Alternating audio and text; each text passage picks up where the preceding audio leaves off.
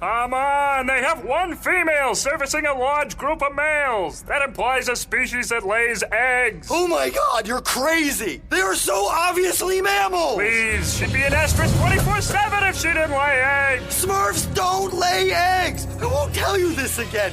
Papa Smurf has a f***ing beard! Listen up, here is a story about a little guy that lives in a blue world. And all day and all night, and everything he sees just blue like him, inside and outside. Blue is his house with a little blue window and a blue car wreck, and everything is blue for him and himself and everybody around, 'cause he ain't got nobody to listen.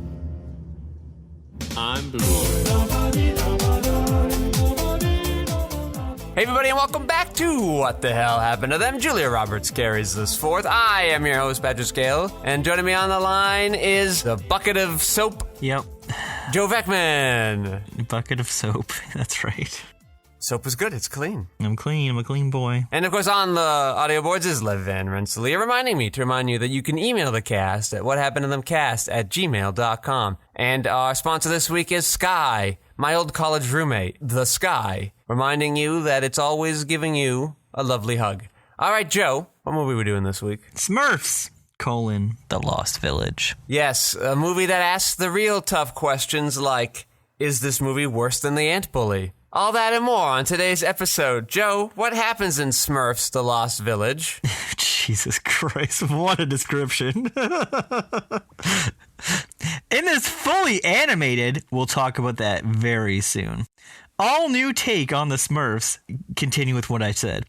A mysterious map sets Smurfette and her friends Brainy, Clumsy, and Hefty on an exciting race through the Forbidden Forest, leading to the discovery of the biggest secret in Smurf history. I'm just going to point you to my review of this movie. Just going to be two grown men talking Smurfs very soon. And that is what today is. Two grown men talking Smurfs. Yeah. We didn't have to watch this one. Kind of, we did. She's barely in it. But There's a lot to talk about, though. She's Mama Smurf, though. We gotta represent. And now it's a good thing to trace her career because this is her first character with gray hair. She's leaning into her age now. Wait, she didn't have gray hair in another movie we watched? Do not think so. Could have sworn we saw her with some gray. No? Yeah, we did. What? Fireflies in the Garden. How could you forget? I don't remember the gray hair in that at all, but I don't remember She has a lot like of that a movie. streak of gray to show that she's aged before the car accident. You don't remember this? Thank God hair and The makeup 3 went that minutes that she's far. in the movie. Fireflies in the Garden, a movie we will not let this audience forget. No, I thought, did I make this up? I thought Hank Azaria played Gargamel, and I was looking forward to that.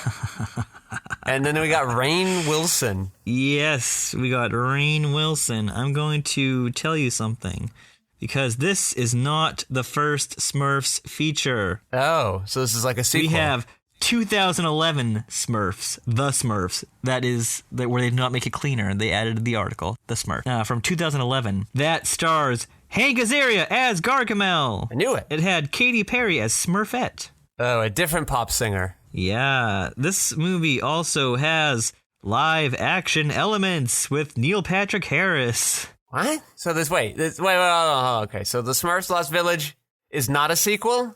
No, did you not listen to me when I was reading the little thing? Oh, a whole new take on the Smurfs, I see. No. When What? I was reading the thing, it said that this was a brand new, all animated adventure. I didn't know the other one was not animated. Yeah, I was telling you, they had Neil Patrick Harris as a live action man hanging out with the Smurfs. I was gonna say we should watch the trailers for the first two Smurfs, because yes, this is the third Smurfs, I believe. But not related to the other two. No, yeah, this is And the the other third two Smurfs. are related to each other. Yes. Okay. Because those are both live action, I believe. So the Smurfs are live action? No, the Smurfs are animated like they are in this one, but the rest of the world they're in is live action. It makes no fucking sense. I don't know if America needed 3 Smurfs movies in one decade. Wow, they got Jacob Tremblay to play in the Smurfs, next to Brendan Gleeson, Hank Azaria, and more Katy Perry. The second Smurfs movie came out in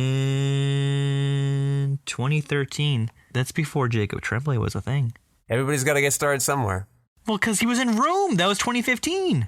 He was a young little boy then. Like, he was already little in the Room movie. Yeah, they just need a kid. I get. Oh, wait. I thought he was a character, like a little Smurf. He's the little boy, the live-action little boy. He's just a boy, not yet a man. I'm going to send you this still, and so you can see for yourself. Okay. This is crazy. We're breaking this down right now. Watching this movie, I was surprised that it was not a direct-to-DVD movie. Yep. Cast aside, I was surprised. Can we talk about the cast? Go for it. I've been wanting to tell you this cast for a while now since I saw it. All right. So, taking over the role from Katy Perry, we got Demi Lovato. Do you know who she is or who they are? I've been told she's some sort of singer. Is this true? American singer, songwriter, musician, and actor. Been in some stuff like Zoolander #2, Eurovision. Looks like a Disney thing maybe called Camp Rock. I feel like Elias watched that with the Jonas Brothers. Yep, that's a thing. All right, as Gargamel this time, it's Rainn Wilson. Who's second billed in this movie? Yes. Wild. Pretty wild, yep, but that's your villain. And so you got your lead character and your villain, so that makes sense. Third build, Joe Manganiello. I have no idea who this is. You know, he's in like the Justice League stuff. He's a character that they barely talk about. He's in the Magic Mike movies. He's big, hunky, ripped guy. He plays a very young Flash Thompson in the first Raimi Spider-Mans. Okay, so you don't know who that is, but that's crazy because he's kind of famous. Jack McBrayer, fourth build. You know who Jack McBrayer is, 30 Rock? Yep. And then we got Danny Pudi. Yeah, NBC doing very well in this movie. Yeah, doing great. Followed by Mandy Patinkin. Of The Good Fight. Of Homeland, probably at this time. No. Season 4 of The Good Fight. God, yeah, you're probably right. He was just in it last year. I don't think The Good Fight existed yet. The Good Fight existed, but 2017? This season did not. Okay. Did not happen yet. We got Frank Welker playing the cat. A Famo.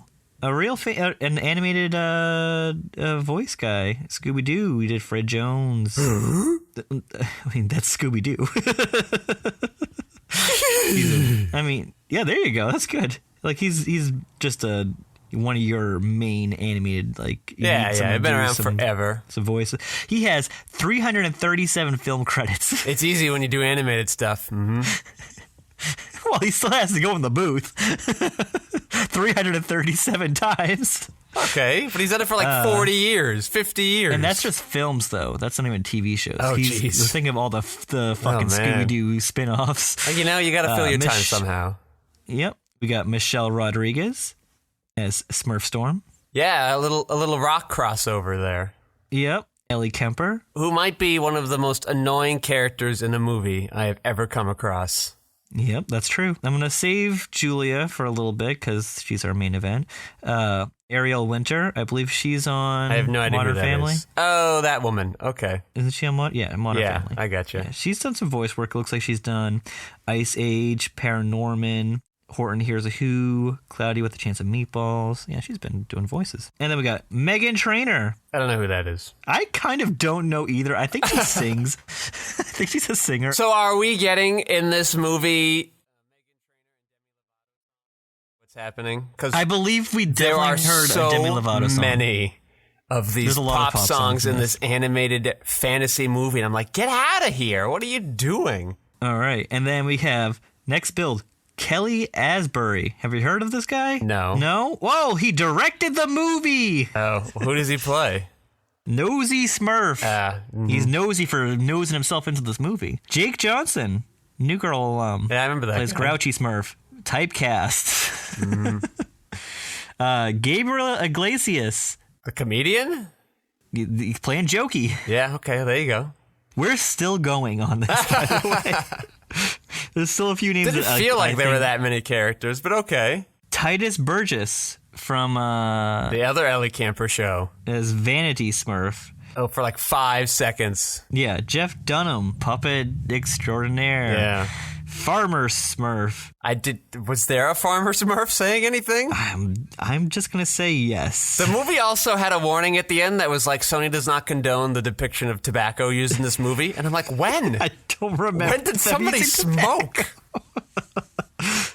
And right before your main event, we got Gordon Ramsay as Baker Smurf. What was there a baker? Don't remember. Was stuff cut out of this movie? 1 second, just like, hey, someone saying, hey, I'm a baker. Was that like a classic unrated version of this movie that was too hot for theater? I hope to God not. And then Julia Roberts as Smurf Willow. Yes. I ran down the cast. That's the cast of the Smurfs. Well, let's talk about, because these pop songs really annoyed me. Because we had a classic Hotel Transylvania syndrome where everybody's just dancing to a apparently diegetic pop song, which would make no sense. The end of the movie, just because they didn't know how to end it. And also, they get to the Smurf Lady Village, and they're like, we're going to play some music for you. And it starts off with like tribal forest drums, and suddenly they morph into I'm Blue, Dabba Dee Dabba Die. Which made me laugh, not because it was a funny joke, but because I'm just imagining a boardroom meeting in a Hollywood studio, and they're like, what song can we put here? And within 2 seconds, somebody says, well, I'm Blue. And then they all went home to dinner. That's it. That was how it would go. I'm telling you this right now. The meetings and the pitch meetings and getting everything together to get this movie made is far more interesting than the movie that got made. Because just like having to come to terms being like, all right, we have to license this song from 1997 that the kids that are going to see it, this movie is now 20 years past the song's relevance. I mean, are they just bringing it back to the mainstream? Is that what they're trying to do? They did the Macarena the year after with Hotel Transylvania. These animated children's film love bringing back the old movies. Listen, would this be a movie your kids would want to watch? Ellie has, and because Julian doesn't know how to, we just put things on. If he likes it, and he'll, sit down and watch it. But if not, he'll just walk out of the room. That's how you know if he likes something right now. Right now, his thing is Muppet Babies. I put that on as, from the 90s? I'm sick of watching Bluey. No, this is an updated version from, 2017, 2018. Okay. There's 3 seasons. I think it already ended, but there's, 70 episodes. They ran out of ideas, did they, for the Muppet Babies to do? It has to just be a rehash of the original one. Okay. But maybe a little more updated. Is the old lady still just legs? Yep, that's Nanny. That's played by Jenny Slate now. They got a comedian to play notable young person, Jenny Slate. Yeah, literally has nothing to do in the show. Just she talks. It doesn't no jokes are being made. She introduces the episode and then kind of all right, I'm back. Yeah, I don't think Julie's wait, Jenny Slate's in this from Obvious Child. Great, let's watch Muppet Babies. Julian was like, hey, that movie from 6 years before I was born. I want to watch that one. So Ellie has never expressed any interest in watching a Smurf movie? Absolutely not. What she goes for is horse movies and fairies and dancing stuff. So I was like, well, maybe the in on this one, because I still have the rental for 24 more hours. Yeah. Is well, there's music in it. Maybe I'll see if when she gets home from school, if she'll like her interest, and I'll get back to you next week. Okay. It's just no one who wants that. That's the other thing. Before you go on, who cares about the Smurfs? It's just a dead IP that they're resurrecting. They do this all the time. All you need, the formula is simple. Songs, pop songs, colorful things, and chase scenes. That's how kids' movies are pop made songs now. Is weird too, because when I imagined the target demographic age for this movie, I didn't know what any pop songs were. I had no idea. Ellie is really into music. Where are they finding music? From these movies. That's all these movies do. Yeah, but the movies are putting it in because they think children want it, but I didn't know any of these songs, so I don't want them, clearly. Well, that's just because that's our generation. They didn't really play too many of them. They created we watched Disney original songs from Alan Menken. Yeah, what happened to those? Well, nobody knows how to write music anymore. Hold on. I'm gonna get some people have a hard time jumping into that stuff, so they just do the old, like, hey, we'll find a pop song that's like good on the radio right now. Or now what they're doing is hiring Lin-Manuel Miranda. Good choice. Most of the time, good choice. For the movies I've seen, good choice. I know you don't like Moana that much, but Encanto, really good. I was going to say, I saw that. Me and my fiance saw that alone in the theater by ourselves in like a mid-December. We asked Elle if she wanted to go. She's like, nah, it looks stupid. Literally comes on to Disney Plus Christmas Eve, and she's just like, this is the best movie ever! And I'm like, you could have seen this in the theater.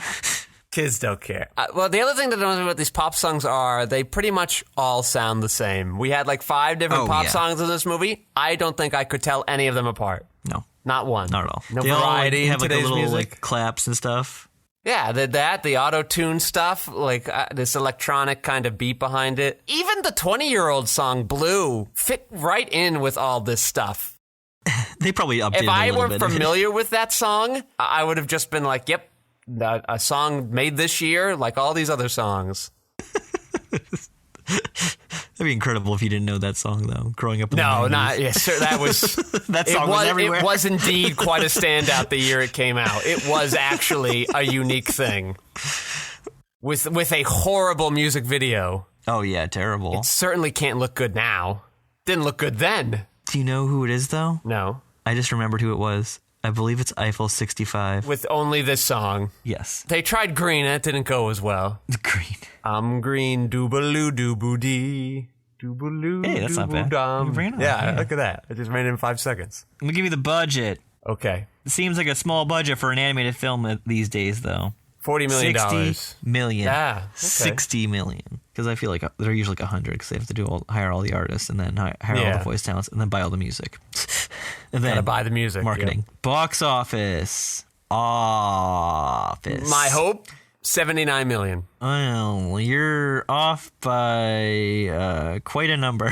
Oh, yeah? What was it? 197.2. I don't know anybody who's even seen this movie. Doesn't that number mean that I have to know at least one person that saw this movie? I'm so sad this movie did well. And, like, let's just be frank, all right? The movie comes on, they're like, every Smurf has a thing. And I'm like, oh, so Smurfette's thing is just that she's a girl. But then the movie's about, like, what is her thing? And then, the thing is like, well, she can be, and you're like, okay, great. I'm very happy this pro-female message is being out there for the female kids. But also on the same note, the female Smurf village, they're all named after flowers. So it seems a little counterproductive. A little bit. Yeah, it's all girl power, and then you're just like, all right. And then just like, oh, yeah, by the way, we all like flowers. Very girly flowers, which is fine, whatever. I mean, who cares? But, so she's there, right? The whole thing is, her identity was to be evil, and so like, great, all right, that's an interesting twist on it. But then she's like, wait, I'm not a Smurf, so I can do something about this. I have no idea what she did, Joe. Gargamel shoots some magic at her, and then she just, like, takes it back and sends it at her. Well, I don't know why that's happening. I don't know why it turns her back into clay, and I don't know why their sad magic brings her back to... Like, they got to the end, and they were just like, all right, let's just Deus Ex Machina all of this.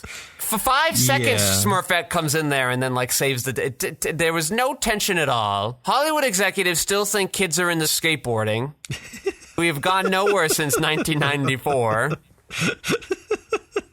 They surfboard to save the day. Yeah, there you go. The magic gets restored back into the Smurf. If all the Smurfs have magic in them, why aren't more of them using magic to help them out? We got this fucking flower bit once we enter the second act, while the flowers are like just goofing on them.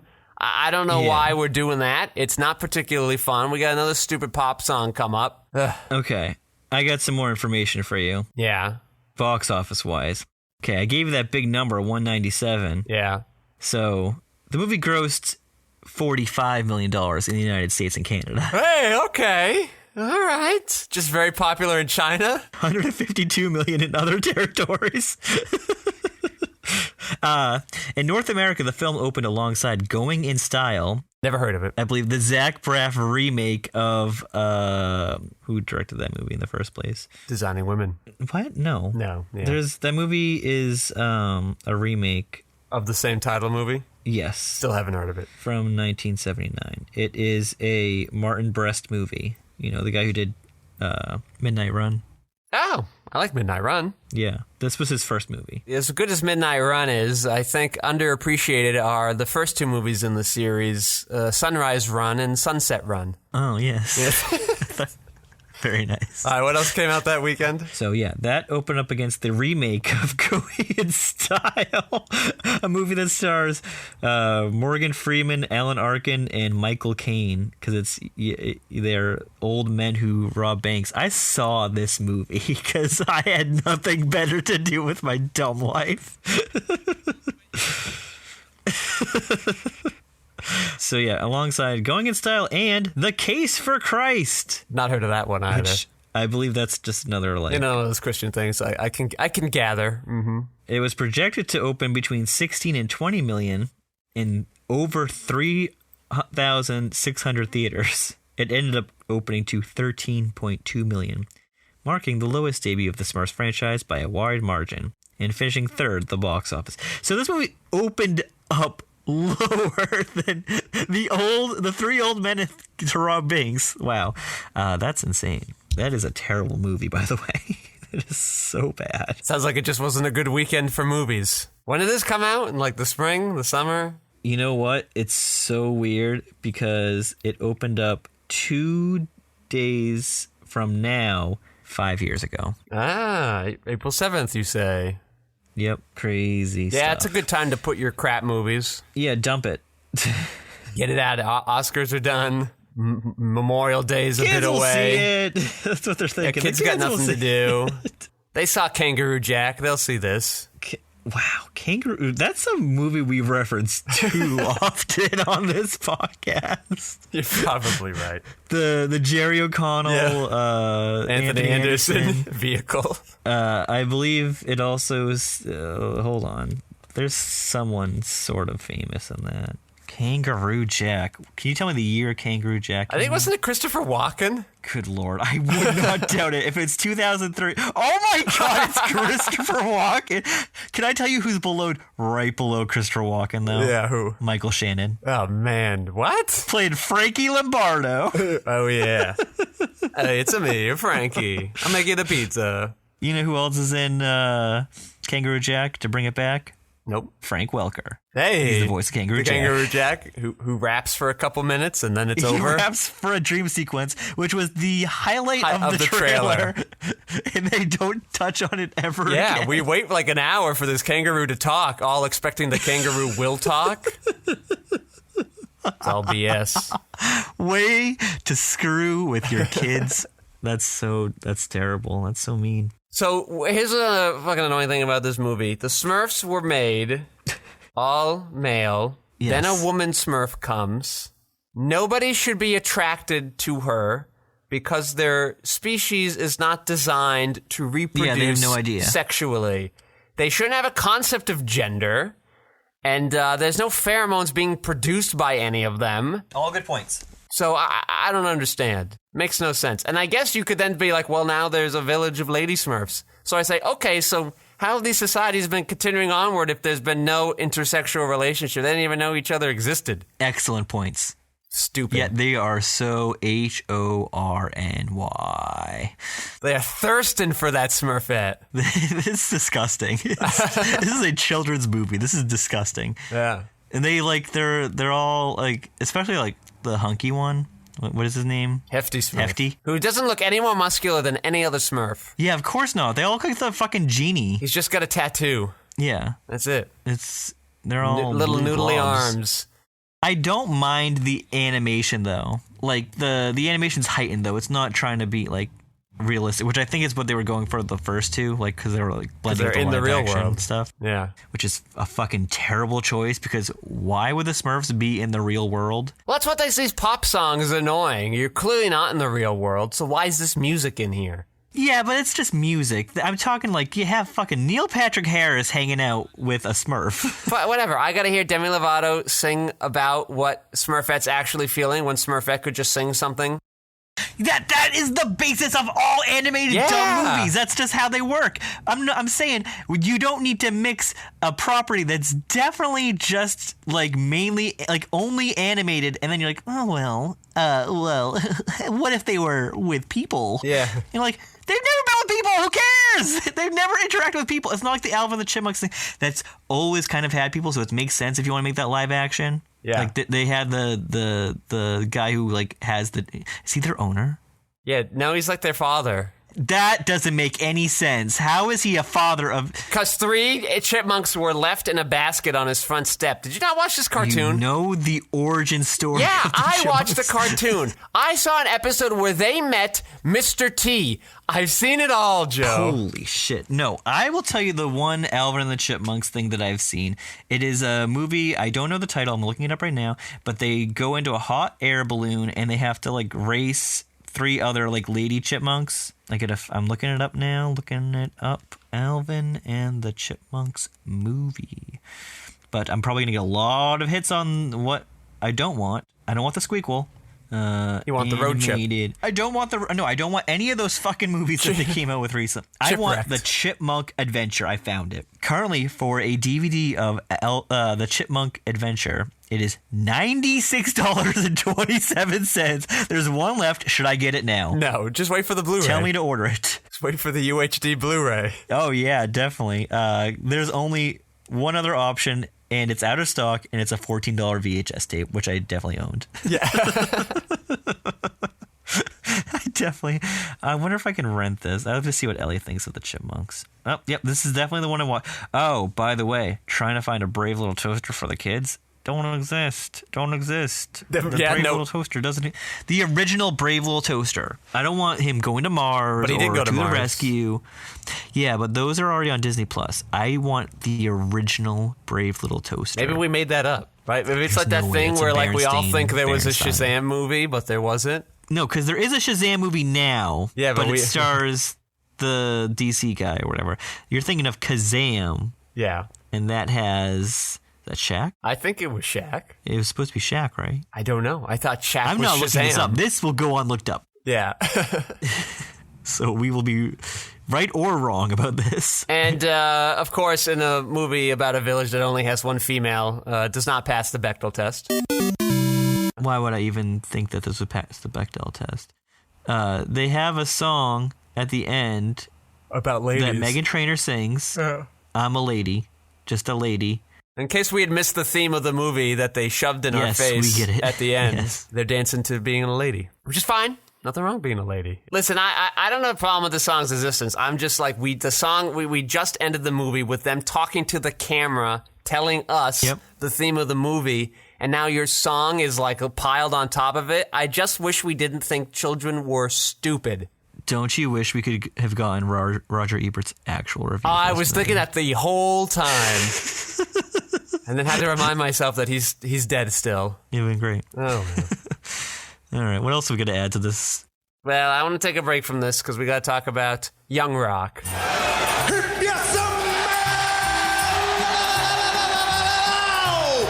the Rock is cooking. Istanbul was Constantinople, now it's Istanbul, not Constantinople, been a long time gone. Oh, Young Rock. So we got to do a football episode this week. We're with College Rock, who's now Canadian Football League Rock. And he's on the practice squad, and he's having a tough time. But then he hangs out with Kenny Walker, who got to play in the NFL for a couple years and was notable for being the first deaf person drafted by the NFL. Oh, that's cool. I don't think he did anything impressive in the league, but, there you go. Essentially, the Rock's having a tough time on the practice squad, and so Kenny Walker's like, well, you ever thought about... Kenny Walker, apparently a big wrestling fan, was like, you ever thought about doing wrestling? Oh.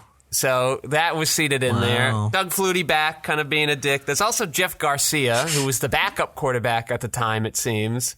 And he actually had quite himself a little career in the NFL. Journeyman quarterback. Not great. I think he was a Pro Bowler, though, a couple of years. Traveled from team to team. The Rock stealing free stuff from him.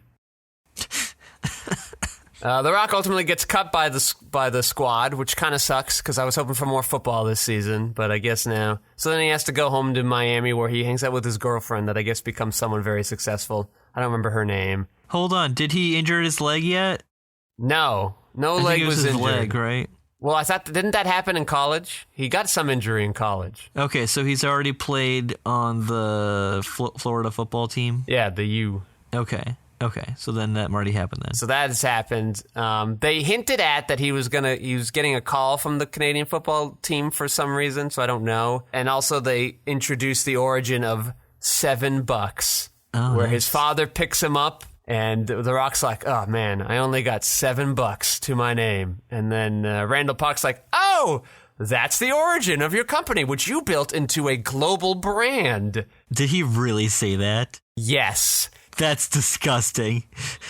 That's so fucking awful. But you know what I give to Randall Park? He sells it. Like, he acts like he sells it. He's an great. actual actor, despite the fact that he's like, oh, it's like that time that I went up for the role of Batman and didn't get it, and then I had to quit acting. Just because Batman came out like a couple of weeks ago? I don't know if they planned that, because this episode came out a couple of weeks ago. And then The Rock...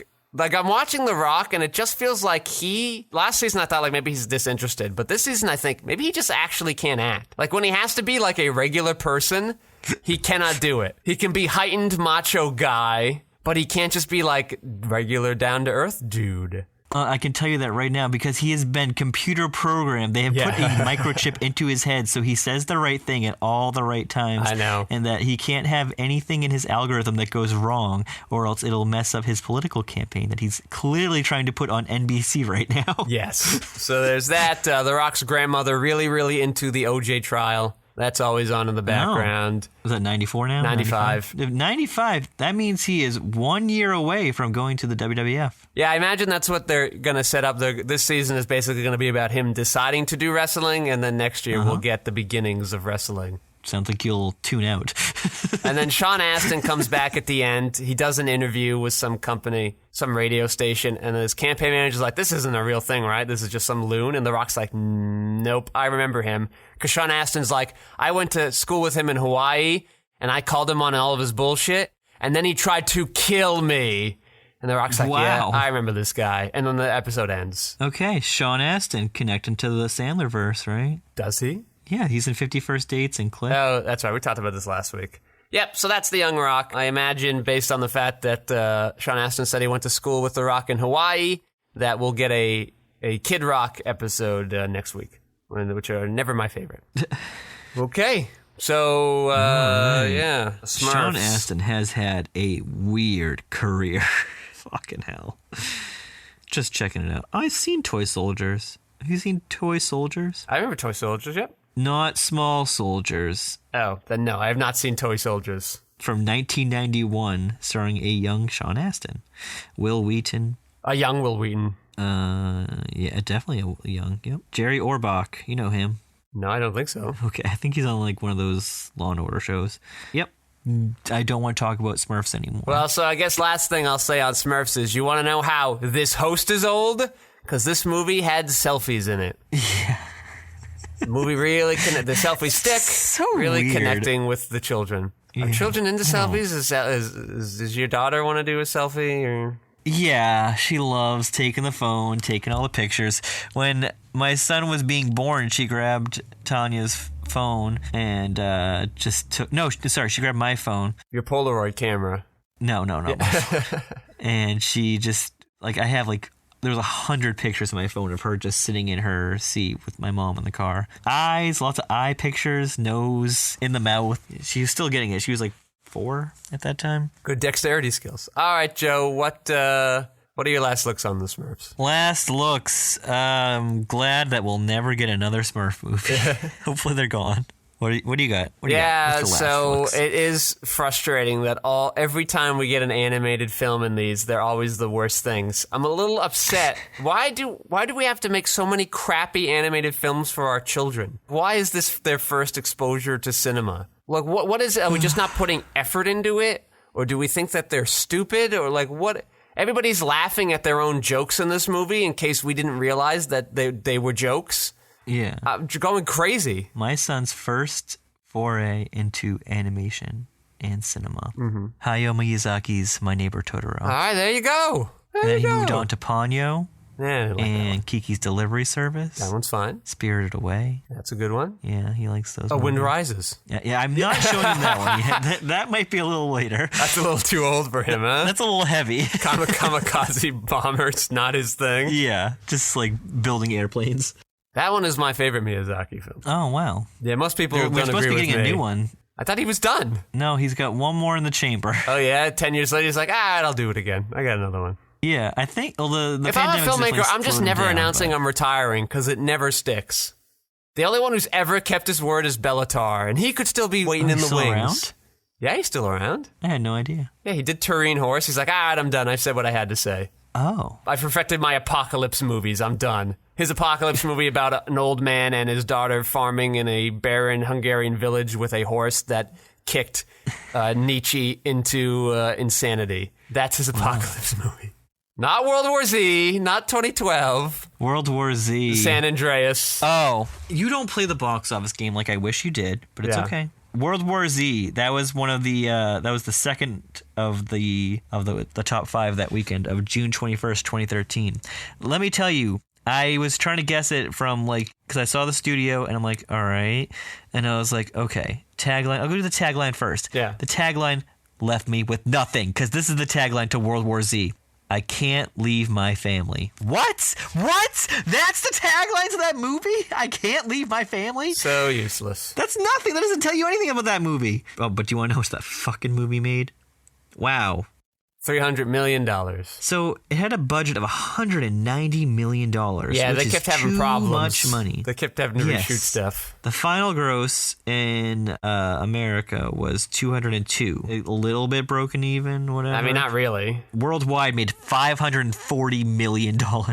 Brad Pitt. Brad Pitt and David Fincher. When do we get World War Z 2? Because that's what David Fincher was like. I'll do it. Why does Julia Roberts do this movie? Well, the message in the movie is a useful one. It is important, as heavy-handed as it is, and I imagine Julia Roberts certainly wishes she had a movie with such a lesson when she was growing up and wants to give the same to her kids and other women out there.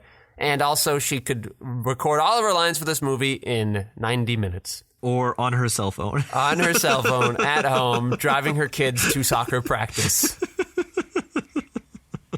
It's just like, what the fuck? What is this? Julia Roberts feeling like the big get of the movie because everybody else is like a TV star or a singer, and Julia Roberts is like actual movie star. It's not like you have like Brad Pitt and Matt Damon hanging out as Krill in your Happy Feet 2 movie and have like the B plot line in that movie. Have you seen that? And I seem to be on a kick because I'm listening to Hefty Smurf's voice, and I'm just like, I wish you were Thomas Hayden Church. I'm just wishing Thomas Hayden Church were in more movies. You want that THC. I know. I just thought it was weird. I'm like, what? Have I seen something recently with him in it? Spanglish? You watch Spanglish lately? Do you remember he's the dickhead in that movie? I don't. I don't remember much from Spanglish other than that the woman from the daughter of Eli Gold from The Good Wife and Good Fight is in there. Yes, Sarah. It's fine. We all know who we're talking about. She's a delight. All right, Joe. Thanks for stopping by this week and putting up with this one. Yeah. I asked you and you said yes. So yeah. Well, thanks to Lev Van Rensselaer for minding those audio boards and keeping the sound so slippery smooth. And thanks to my sponsor. Thanks to our sponsor this week, my old roommate Sky. Look up at it every now and then. It's quite beautiful. And I am your host, Patrick Skeyhill. You can find my features, documentaries, short films, video essays, animations, behind-the-scenes footage, and so much more at QuixoticUnited.com. And now all of our audio-related material on our sister YouTube station, Quixotic Harmonics. Thank you all for listening. Joe, say goodnight. good night.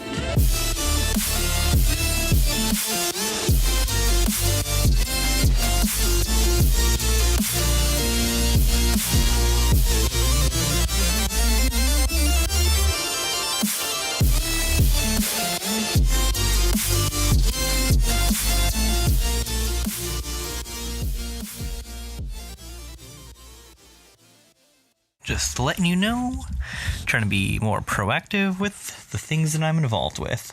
I learned how to set up machines today for my job. But that's a thing you're involved with, machines? Yeah, I make medical devices that go in your body for surgeries. Oh, like, I'm responsible for things. little hand radios. Like I make a part that will stop people from having, like, spasms when they... involuntary, like, spasms. I saw that. There was a guy that worked there that he had it put into him, and then he stopped doing it. I hope he gets an employee discount. I wish. I don't think that works like that. But What? Nah, he just grabs one later, off the truck, sneaks it home with him, puts it in himself. Pop it right in there. I'm going to be very curious when we... Wow, I did not...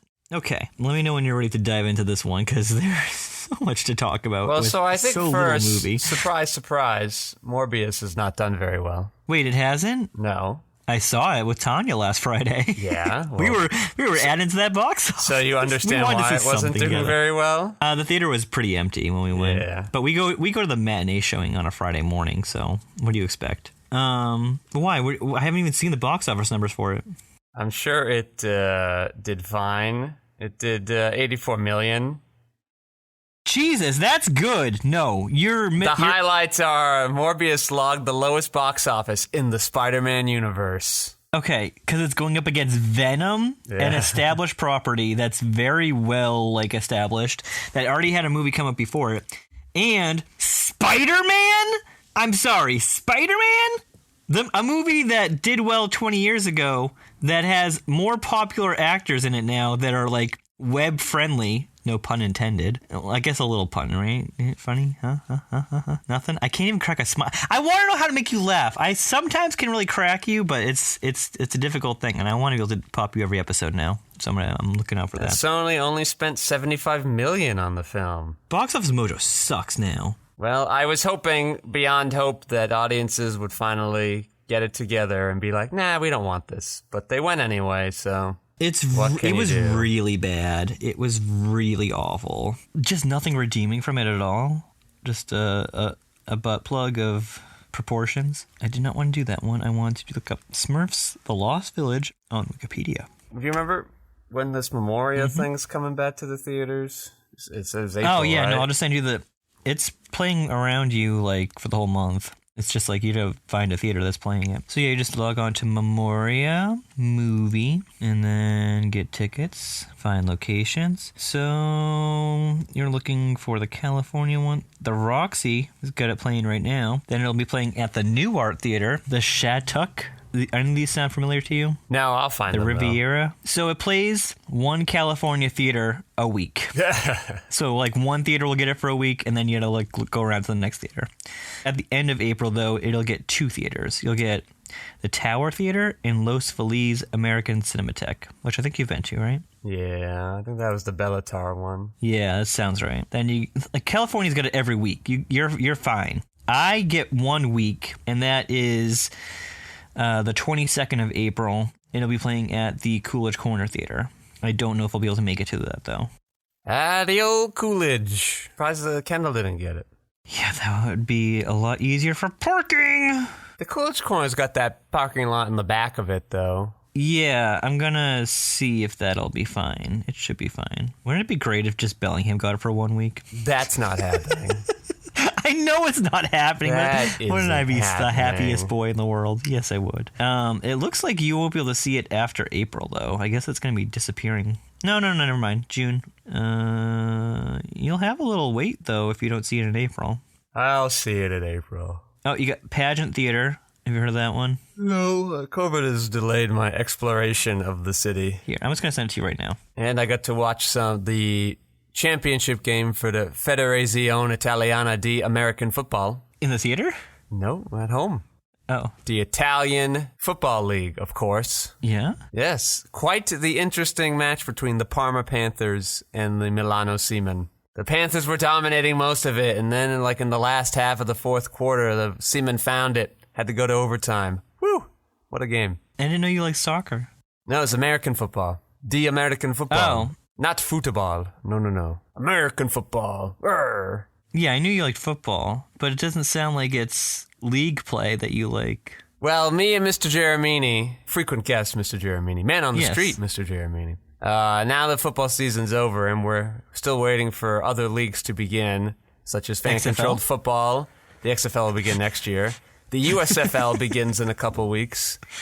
The Spring League, we have to watch international games. So we've seen the Brazil Bowl, We saw Japan's X League from the last couple years. We saw the ELF. That was a great game, let me tell you. They're bringing their game. We, of course, watched the Boston Renegades, Massachusetts Female Football League. Oh, nice. It's pretty good. We've been taking a tour. Last weekend was the Federazione Italiana di American Football. It seems like you have the kind of like, I mean, there's probably more to the friendship, but like you got like the one big like sports thing with Mr. Jeremini, like I have with Alberto, where we had the wrestling thing. Yeah, that's what we do. Yeah, we sprinkle some other stuff talking in there, but like he's my wrestling guy.